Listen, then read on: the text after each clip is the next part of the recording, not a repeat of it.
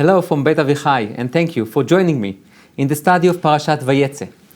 Today we'll talk about romance, love, and marriage. The Torah describes in a beautiful way the first love from first sight of Yaakov and Rachel. ויהי כאשר ראה יעקב את רחל בת לבן אחי אמו, the minute that Yaakov saw Rachel, ואת צאן לבן אחי אמו, ויגש יעקב ויגל את האבן מעל פי הבאר. So Yaakov saw Rachel and he saw the flock, and he understood that in order to help her, he will need to remove the rock from the well. So he removed it quickly. וישק את צאן לבן אחי אמו, and he is the one to water the flock. וישק יעקב לרחל, וישא את קולו, ויפח. He gives a kiss to Rachel, to Rachel, and he starts crying. There are many interpretations to this kiss. Was that a kiss of love or just a kiss between relatives? Some interpretation says that even Yaakov was criticized about doing so. But if we will try to follow just the simple narrative itself, it seems to be that Yaakov knew that this is Rachel, and she is from his mother's family, and he gave her a kiss as a symbol or as a sign of happiness and joy, or maybe even love, and then he started crying. Why would he cry? That will not be for today, but he did cry. And we can even explain in a very simple way. He cried out of excitement. He had to run away from his house, he had to run away from his parents because of his brother Esav and because the fact that he stole the blessings. He couldn't stay in the land of Israel. And it's always good to see a familiar face or to see family. So it might be that he just cried out of excitement and out of some kind of an understanding of calmness. Okay, now I have a place. Now I have a home. Now I can belong somewhere. So that's based on just the narrative. There are many, many other interpretations to this verse. ויאהב יעקב את רחל. And Yaakov loved Rachel.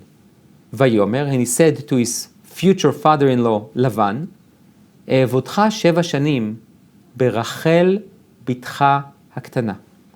I'm going to serve you as a shepherd for 7 years, and in exchange, you will give me your little younger daughter, which is Rachel. ויאמר לבן, and Lavan says, טוב תיתי אותה לך מתיתי אותה לאיש אחר, שבי עמדי, sure, you are probably the best option for me, so yeah, sit, work for me, and I'll give you my daughter. ויעבוד יעקב ברחל 7 שנים. So Yaakov worked for Rachel, for Rachel 7 years. ויהיו בעיניו כימים אחדים באהבתו אותה. And for Yaakov it was like few days because he loved her so much. If I'll pause here for just a second, the word love is not mentioned so often, especially not in the 5 books of Moshe, 5 חומשים. We did see it in Yaakov, in Yitzchak and Rivka, that Yitzchak brought Rivka to his mother's tent, and he took her to be his wife, and then he loved her. But here we see that there is love even before the marriage. Yaakov is really fully in love with Rachel. And we will need to try to understand what did he see in Rachel that really excited him so much that he was really in love. And you can see in this narrative the word love is being mentioned twice. At the beginning, ויאהב יעקב את רחל, and Yaakov loved Rachel. And there is no reason why, there are no signs of why would he love her. And then again, it's the first time in history, and perhaps maybe the only time in history, that the husband worked for his wife for 7 years in order to be able to marry her. And for him, it was nothing. It was basically effortless because of his love for her. And then, the disappointment. ויהי בערב ויקח את לאה ביתו ויבא אותה אליו ויבוא אליה. So at night, Lavan made a famous switch, and he placed Leah instead of Rachel. ויתן לבן לה את זלפה שפחתו ללאה ביתו שפחה, and he gave her a maidservant. And now take a look. ויהי בבוקר, when they woke up in the morning, והנה היא לאה. Yaakov recognized, oops, it's Leah, it's not Rachel. ויאמר אל לבן, מה זאת עשית לי? הלא ברחל עבדתי עמך ולמה רימיתני? So Yaakov says to his father-in-law, says, what did you do? You deceived me. I worked for Rachel. That was the deal. And now you are giving me Leah? ויאמר לבן לא יעשה כן במקומנו לתת הצעירה לפני הבחירה. He says, in our place we don't do that. We first give the oldest and then we give the youngest. So, you want Rachel? Not a problem. מלא שבוע זאת, give me another 7 years, וניתנה לך גם את זאת בעבודה אשר תעבוד עמדי עוד 7 שנים אחרות. You want Rachel, you can get her, but you need to promise me another 7 years. This is a test for love. Don't forget, Yaakov already loved Rachel, and because of that he worked for her for 7 years. Now he's being requested, if you want her, give me additional 7 years. Would he do it? Answer, ויעש יעקב כן. Yaakov did it. וימלא שבוע זאת ויתן לו את רחל ביתו לא לאישה. So after he worked for another 7 years, Lavan gave Rachel to Yaakov. ויתן לבן לרחל ביתו את בלהה שפחתו לה לשפחה, so he gave her a maid servant, and then, take a look. ויבוא גם אל רחל, so he had relationship with רחל, ויאהב גם את רחל מלאה.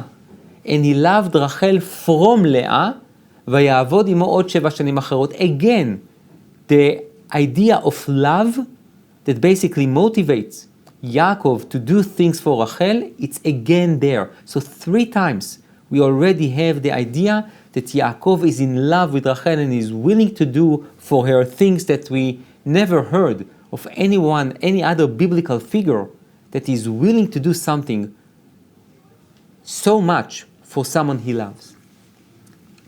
So we need to understand, what did he find in Rachel that caused him to be so much in love and to do extraordinary things, things that no one would expect that someone will do for his wife? Says Ramban, ויאהב גם את רחל. He loved also רחל. הזכיר הכתוב, the narrative mentions, שגם אהב רחל יותר מלאה. That he loved Rachel more than Leah. So even though his first wife was Leah, he loved Rachel more than Leah. והטעם, בעבור כי הטבע לאהוב יותר האישה אשר ידע האדם בראשונה. כעניין שהזכירו חכמים בנשים. והנה יעקב אהב רחל מלאה שלא כדרך הארץ וזה טעם גם. The Ramban gives an interesting psychological interpretation that basically says the first wife that a person has, he's really in love with her. With her, he basically dreams all those beautiful dreams that they have for a family and for their life. And if God forbid something happened to the first wife and he get remarried, the second wife he can also obviously love very much, but his memories are with his first wife. Here, says Ramban, even though Leah was his first wife, he loved Rachel more, which was against the nature. Now, we can obviously criticize a bit this interpretation because really Yaakov was never in love with Leah. He never planned to marry her. She became his first wife because of the deception, not because he wanted it. So obviously we can draw some distinctions between this case, Lavan, Leah, Rachel, and Yaakov, versus the other cases, but that's what's the Ramban's interpretation. Sforno, Rabbi Ovadia Sforno, 16th century in Italy, suggested a totally different point of view.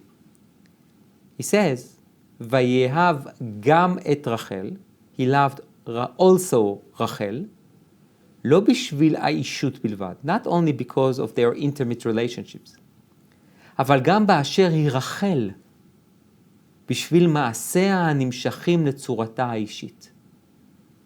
Says Sforno, Rachel was not just a beautiful girl, יפת תואר, יפת מראה. She was not just a beautiful woman. She was beautiful inside. Her actions, the way she behaved, the way she carried herself, was something that was really impressive. To the extent that Yaakov was in love not only with the beauty of Rachel, but with the beauty of her actions. Which means Rachel is basically the entire package. She's a leader, she is a shepherd, she's beautiful, she is the one that Yaakov is willing to work for her for so long, and her behavior, the way she carried herself, her character, her nature, is something that is so impressive that Yaakov is truly, fully in love with her. The Netziv adds to this idea another layer, and he says the following: Vayehav gam et Rachel milea, which means after Yaakov got married with Leah without any plans, and then Rachel came along, it says Vayehav gam et Rachel milea. He loved Rachel from Leah, which really grammatically in Hebrew it should have said Vayehav gam et Rachel yoter milea, or Vayehav gam et Rachel. He loved also Rachel. What does it mean from Leah? Says the Netziv something brilliant. He says Hai gam meyutar. The word gam also is superfluous. Obviously he loved Rachel. ופירושו שבמשך שלא נשא את רחל לא הרגישה לאה שאינו אוהב אותה. שהרי מכל מקום מתנהג עמה כדרך אישות. He says that for the meanwhile, until he finished the 7 years, the additional 7 years, the second round of the 7 years, Yaakov was married to Leah, and he was with her. And for that time being, when Rachel was still not Yaakov's wife, Leah didn't feel that she is not loved. ויש אנשים שאין בטבעם להיות מקורבים כל כך לנשותיהם, ולא מחמת שנאה הוא. And he says, and some people are not that close to their wife, and not because they hate them. אבל משעה שנשא גם את רחל, the Netziv says, the minute that Yaakov got married with רחל, הרגישה לאה שמתקרב אל רחל יותר. ועדיין לא הרגישה שהוא שונא אותה, אלא חשבה שהוא אוהב את רחל ביותר. Now we will need to pause here because this is major drama. This is major drama because it's not easy. The dynamic, the family dynamic between Rachel, Leah, Yaakov is some kind of a triangle that we're going to develop in a little bit, which creates a lot of tension. So let's make little order. Yaakov works for 7 years for Rachel. At the night of the wedding, there is a switch. He gets Leah. In the morning, he goes to his father-in-law. He says, what did you do? He says, this is our custom. We first give the oldest and then the youngest. You want the youngest? Another 7 years. Yaakov, surprisingly enough, by the way, does not divorce Leah. Doesn't say, you know what? No deal. Take Leah, no Rachel, I'm going home. Nothing. He takes Leah and he is willing to work for Rachel for another 7 years. He loves her. And then after he takes Rachel, it says, Vayehav gam et Rachel milea. And he loves Rachel from Leah. Says the Netziv, for that 7 years, the second round, Leah did not feel any bad feelings, any negative emotions from Yaakov towards her. But when Rachel got married with Yaakov, she started feeling that what? That she becomes less and less loved. And Rachel is becoming more and more loved. So that's the idea of gam, which means not also in a, like secondary, exactly the opposite. Vayehav gam et Rachel milea, more than he loves Leah. That's what the Netziv suggests, which is brilliant. And now we start the tension.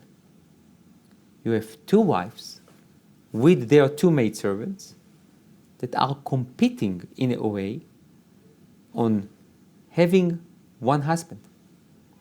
And Yaakov understands that he needs to create a family. That was already the dream that he had upon fleeing the land of Israel. And we're not sure if he is really well aware of what's going on.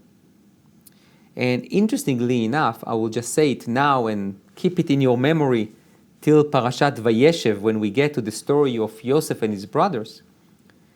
Yaakov, in a way, has somewhat of a tendency to show love to one person on the expense of others. He loves Rachel more than Leah, and it's known. Leah feels it. And Yaakov does not see that it can cause this tension. And he does the same thing with Rachel's son, Yosef. He basically favors him. He loves him more. He gives him more. And he creates this tension. So let's leave that thought for later on. But in a way, now we understand that it's not only about love. There is love, might be even romance, but there is marriage. And Yaakov is married to 2 wives, leave alone the 2 maidservants. He is married to 2 wives, and one he loves more and the other one he loves less. And not only love less, the narrative says that Leah felt snu'ah, which means he hates her. And that's definitely not a good feeling. But that's all good when we don't have children. But then Leah is becoming very fruitful, and she's having 4 children, one after another. Reuven, Shimon, Levi, and Yehuda. Which, again, as a side note, I will just say, the name of the 3rd son, Levi, the Torah explains that Leah says, Ata ilave ishi elai, ki aladeti lo 3 banim. Now, maybe, my husband will escort me, will be with me after I gave him 3 boys.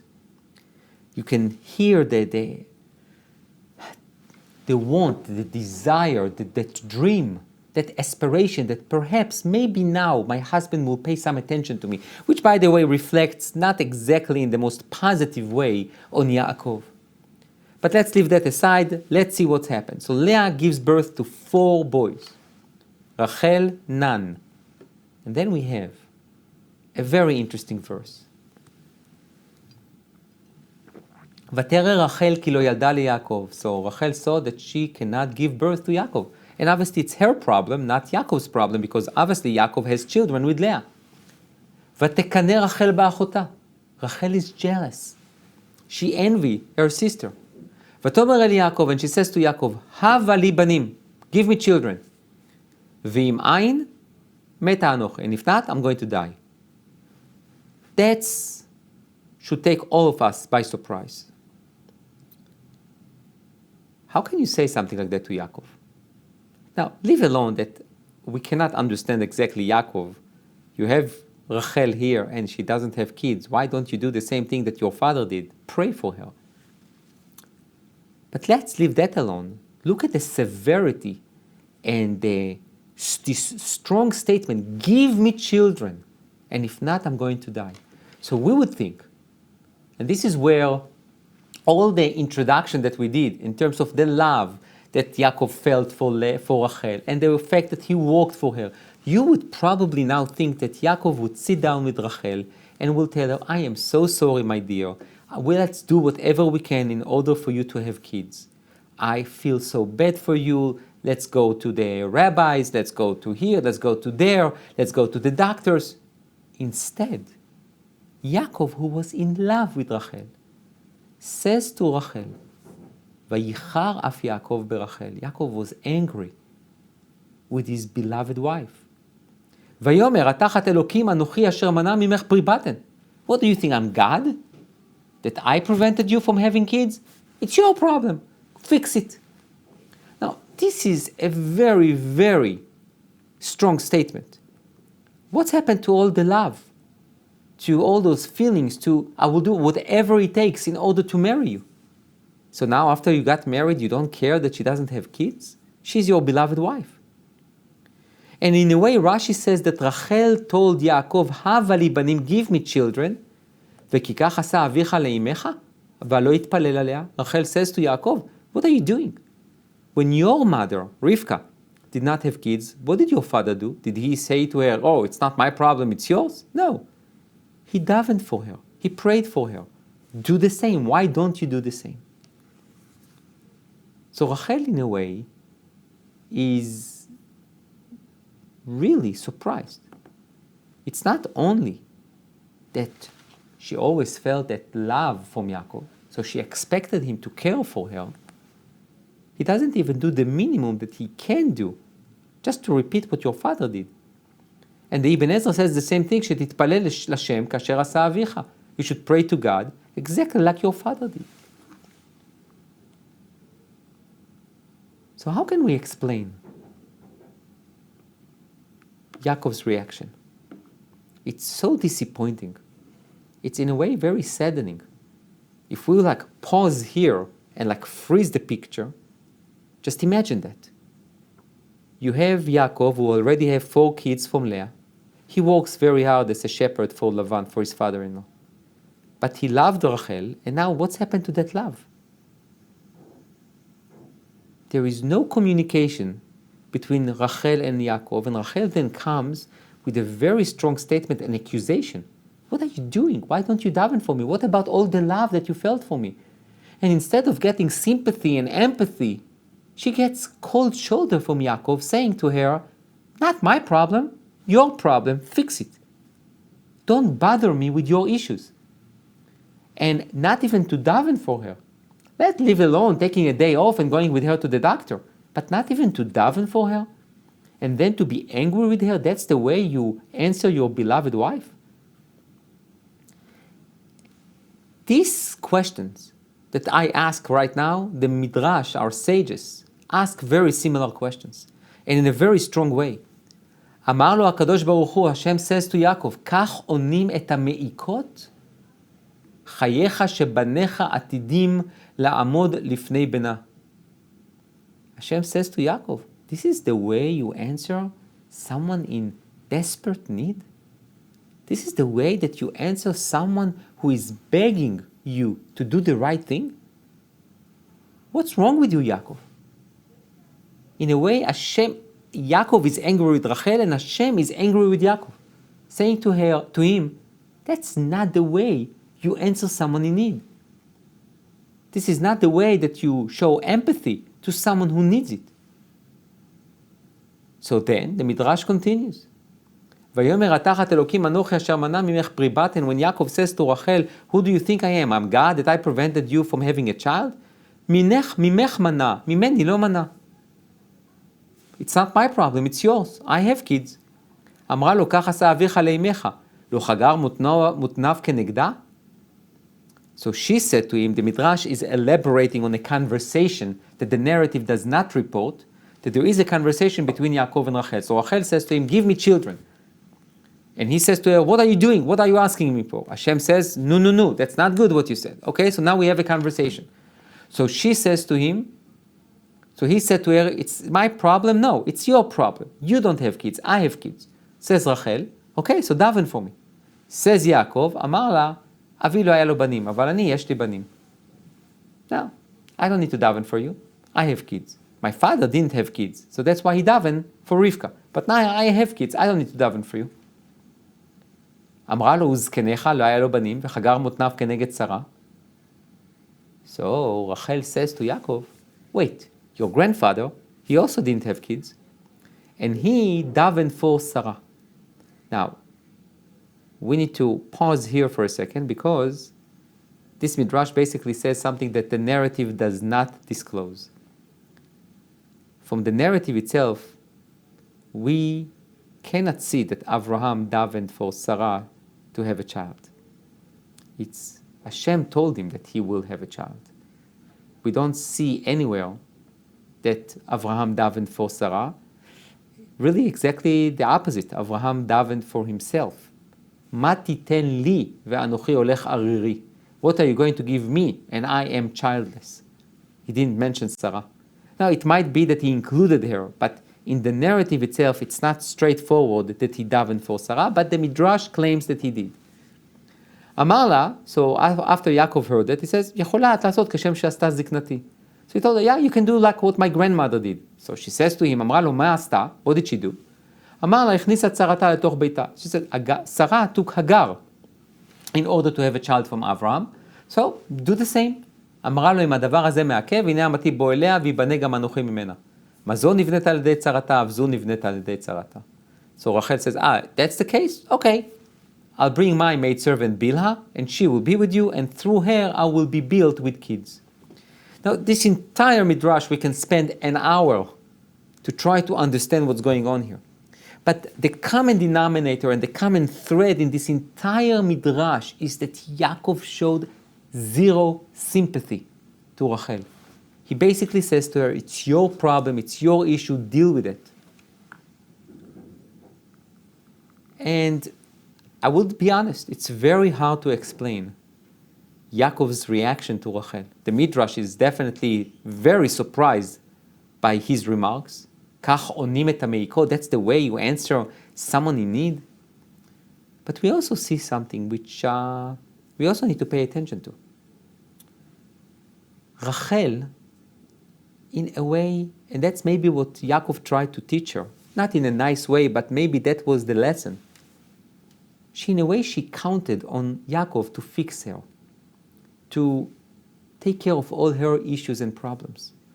And she didn't want to do anything by herself. Yes, you are upset that Yaakov doesn't daven for you, go and daven for yourself.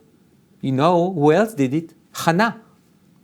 Hannah, Shmuel's mother, Samuel's mom, she went and davened by herself. She didn't wait for Elkanah, for her husband, to daven for her.